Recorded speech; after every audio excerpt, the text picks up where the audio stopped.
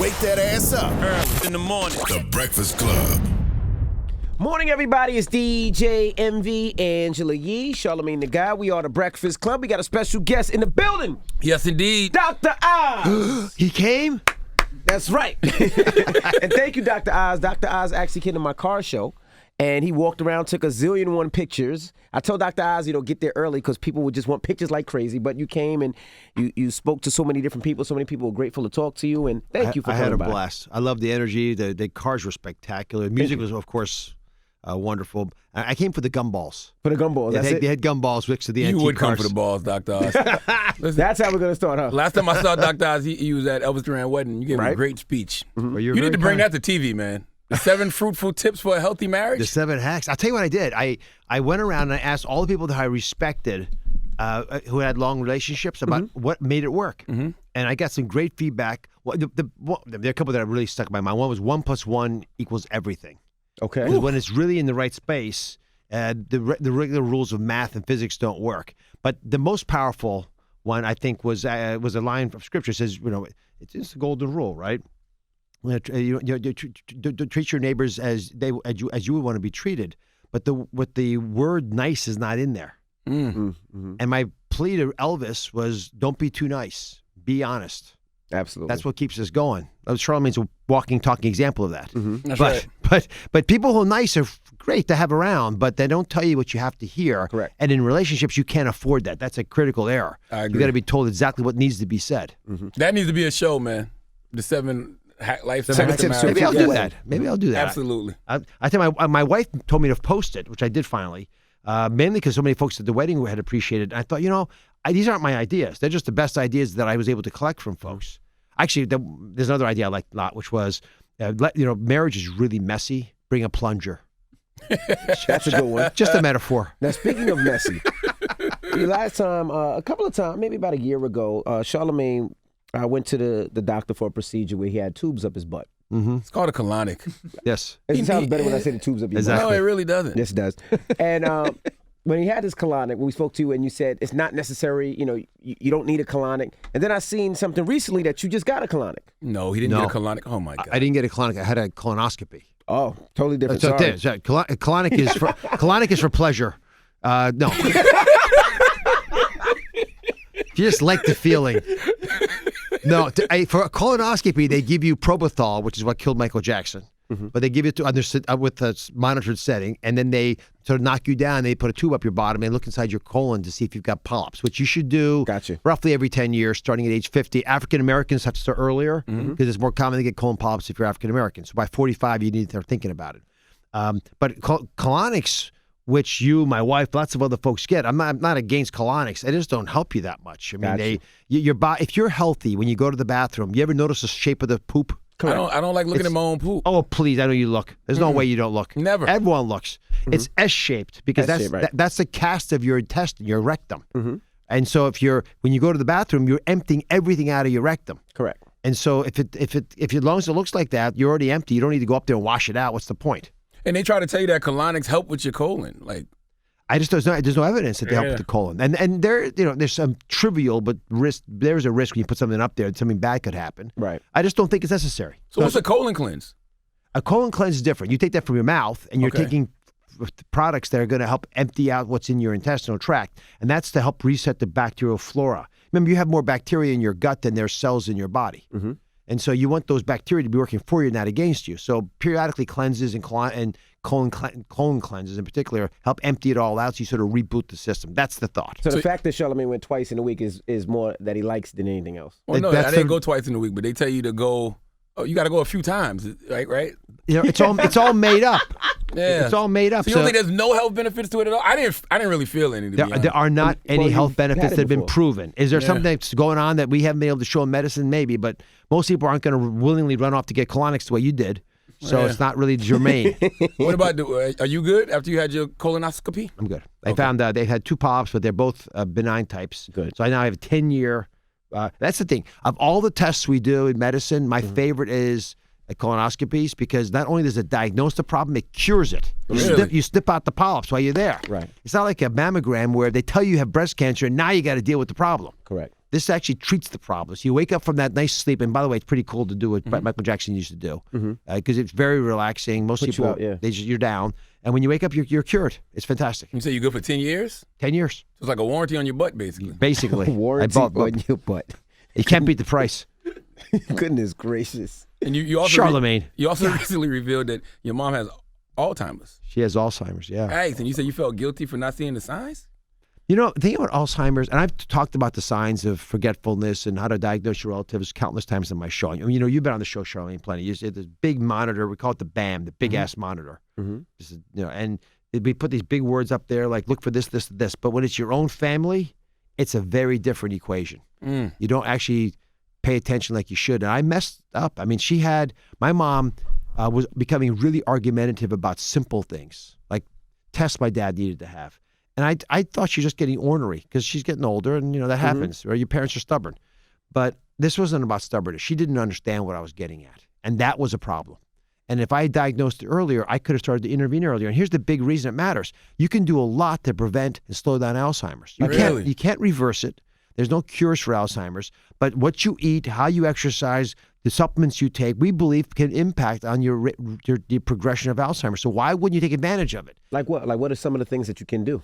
So leaning we green. should start now, if Yeah, possible. I am. I'm doing them all with my mom now. So leaning green, mostly vegetables, cutting back meat. When my mom eats meat, she really just gets a little bit out of it. So it helps her not to eat meat. Physical activity is vital. So for my mom, it's walking because she's not going to run. But if I can get her to walk for half an hour a day, you stimulate growth factors in the brain. So your brain cells hold on longer. It turns out that for my family, omega-3 fats and B vitamins, especially folic acid and B12, are pretty critical. And again, that you can get genetic testing. Have you guys had your genes tested for Alzheimer's? I haven't, no. Oh, please do this. This is first of all, people don't do it because they're scared. They think they're going to get Alzheimer's if they have the bad genes. The truth is, if you know what you've got, you can deal with it accordingly because you can predict what's going to be beneficial. So let's say you have an Alzheimer's gene risk. Then you start to do the things I'm talking about much earlier, which you should probably do anyway because it keeps you sharper, but it's especially important if you've got the bad genes. And my mom has 2 sets of bad genes. So what are the beginning signs of Alzheimer's that we can look for? And when does it start? It can start in your 60s, Yeah. even earlier, but certainly by 60 it'll start. And so it's not just forgetfulness. It's not realizing that you're forgetful. So if you lose your keys and because you put them in the wrong place and you're mad at yourself for losing them, that's normal. Forgetting the keys and then forgetting that you forgot the keys, that's the problem. That's really forgetting, though.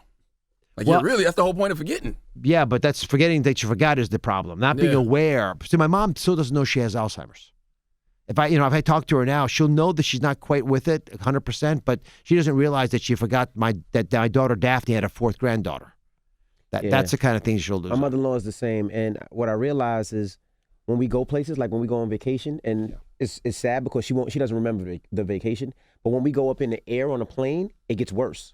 Like she doesn't remember a lot more on that plane. I don't know if it's the air, I don't know what it is, but it gets worse, and she only remembers things that affected her. It's like a baby being born. If she wasn't around, she won't remember it. But and it's the weirdest thing because you can't have conversations. So the plane is interesting observation. You take people with Alzheimer's out of their element, they completely decompensate. That's one of the other clues, Charlamagne. Because if you're in your own home with your normal setting and the normal relatives and everyone's the same routine every day, you can sort of get into it. You can fake your way through it. For my mom, losing my dad threw her off completely. My dad passed this year. Completely threw her off her game. And going into an airplane, going and traveling to foreign destinations is very hard for people with Alzheimer's to keep up. They'll also do things like they won't wear the clothes the right way.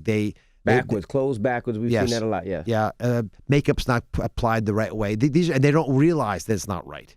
Those are some of the signs you'll identify. Now I mentioned them to you, and here sitting in the radio studio, it all makes sense. But when it actually happens in your family, it's hard to pick up. I can see what you're saying because you probably don't want to accept it. You know what I mean? Well, denial is a big part of it. Look, we lost our truth in my family. That's the bigger issue. Many families have. 16 million people have this problem that I'm dealing with, and DJ Envy's dealing with, and I got tons of letters, notes, posts after I made the announcement about my mom from people who said we went through the same thing. We missed it completely, and we blame ourselves. And a lot of it is because you don't speak your truth in your family. I didn't want to mess up the day by saying, God, something's wrong with mom. And my sisters realized she wasn't dressing right, wasn't putting her makeup on right. Everyone saw part of the puzzle, but no one was willing to put their hand up and say, I'm going to be the brave person who raises the issue. Then you can all add on what you're noticing. And that's a problem, because then you waste a year of precious time. There are medications that can slow down Alzheimer's. All that's delayed because you didn't jump on it. And you know what, something that I realized too, what I thought was bad, we moved it in with us, and it became worse because it was a different environment. Yeah. And although we were trying to show love and trying to do everything for her, it made her worse because I think she was more confused.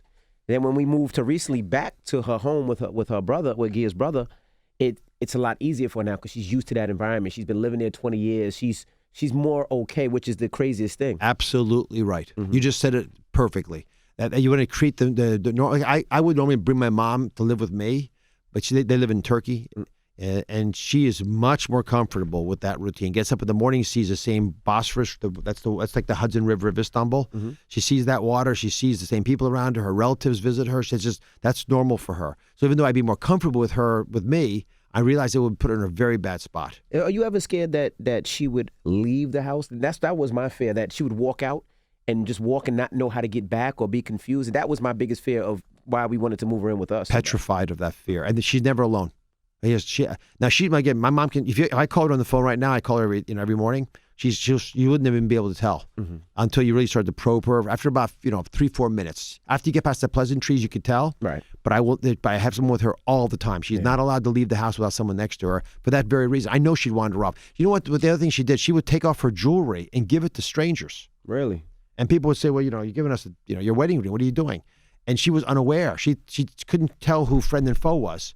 And so that there are many reasons. But imagine if she does that, she'll walk off and get lost and never find her way back. Right. Wow. Well, you got season 11 about to start, right? Who would have thought you start season 11? Season 11. Christ. And they said it wouldn't work. Actually, that was Charlamagne said that. Did you say that? No, I never said that. Anything over touches works for the most part. But I tell you, it's such a blast. I've had such a good time doing it. And this year, I'm making the theme. It's 11, the number 1. I'm making it the power of 1. I want people to stop complaining about other people and other issues and the government or whatever. I want them focusing on what they can do to fix the problem. We don't realize how powerful we are. But when you actually give people the credit that they deserve, and I'm actually deputizing them. I'm saying, listen, you guys go out and find evil and tell me about it. Food fraud, people doing bad things. There was a big article in the New York Times over the weekend on pedophilia. I mean, pedophilia is gargantuan. You mean sex trafficking? Sex trafficking and abuse of children. It's all under the same. And because of the ability to hide stuff online, this growing tremendously, and these companies can't stop it. It's up to us. When you see something strange and bizarre, say something about it. All these serial killer stories that I have on the show, we do true crimes on Tuesdays and Thursdays. It's always the same thing. 15 people saw it happen. No one said anything about it. I've got R. Kelly big show tomorrow on getting everyone up to date on what's going on in his case. People saw stuff. Iconic. He's famous. He's beloved. But if you see stuff, you got to say stuff. Otherwise, that's what evil really is, right? It's not good people doing bad things. It doesn't happen that often. It's bad people doing bad things, and good people see it and don't say anything. Don't say anything about it. I saw my homegirl just actually found this young lady who got caught up in a sex trafficking ring, and she found her because people were posting about the young lady. And so it's just like these sex traffickers, it's like hot goods. You understand what I'm saying? So they're like, oh, people looking for this one? Let's. Is that how it worked? That's what happened in this case. See, I think it's a great idea. Social media is the way the sex trafficking grows because you can encrypt the pictures now and people can't tell who you are. I think we can use social media to put light on women who we take advantage of and save them. And I think who else to do this but us, the average person watching, listening right now. And I had a librarian on. She actually had the shows this week. A librarian who was passionate about this case of this family that was murdered. She found out what happened. Wow. She solved the case. A librarian. The clues are all out there, and especially in food fraud. When who else to figure this out? I mean, I got a letter from a fan of the show. I was the face of a keto diet, a fake keto diet. Right. They'd actually taken a picture of me talking about a treatment for narcotic addiction, and they've hacked the picture, changed it, and made it look like I was selling a keto aid product. I mean, it's real people who found that and got online about it and started saying, this is all fake. We know Oz doesn't sell any stuff. This is obviously a fake ad. Take it down. That's how we're going to fix America. Now, what about these weed pens and jewel pens that people are using? Some people are saying it's helping people stop smoking cigarettes, and some people are using it to smoke weed. What do you feel about those pens? It's a great tragedy of this past year that the vaping industry did not clean up their act. Two things happened. First off, there were probably fake versions of products coming out in the market, many of them with the marijuana, but some of them with cigarettes. Mm-hmm. And they have things like vitamin E acetate, which is like grease, basically. But when it gets heated up to 500 degrees and you inhale it, it forms a grease in your lungs and destroys your lungs. Mm. So we've had 450 people get hospitalized for that. More than half a dozen people have died from it. So there's a fear there. But the bigger issue, the reason the government's cracking down on them is these companies knowingly sold to children. Mm.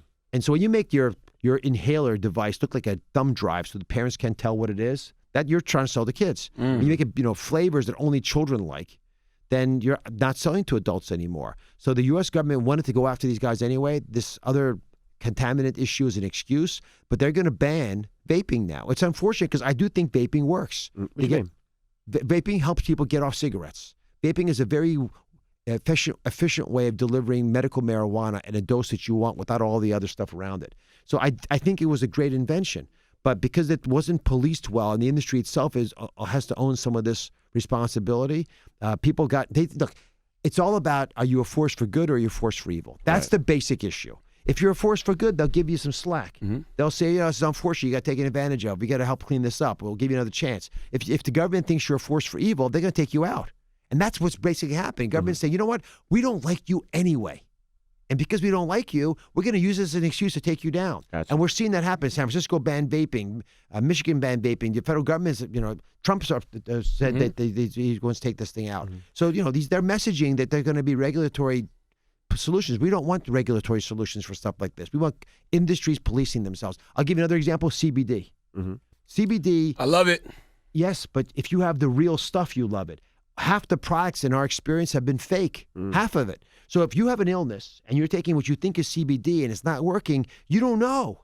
The company I mentioned last time, Green Road, they saw you on here last time, and they were one of the people that passed whatever test you were doing. Yeah. There are some great companies out there, and if you're making the good stuff, God bless you. I think CBD is effective. But because much of it's fake, it's a problem. And the other thing is it's being sold in doses oftentimes that can't work. Tiny little bit of doses, putting it in a soft drink is not going to work for you. Mm-hmm. A good company making good products, and I've spoken to them, they are petrified by how dirty the industry has gotten. Mm-hmm. And I don't want good companies being taken down because bad guys are getting away with it. Again, the power of one. If you see something, you got to say something. If they're selling you a therapeutic dose of CBD for $1, I can tell you it's fake. Right. Because the doses that are required are going to be much more expensive than that. Call somebody. Make noise. Now, what about HGH? I'm seeing a lot of commercials now that before HGH was a shot, now they have some type of liquid that people can use. Is HGH beneficial to the system?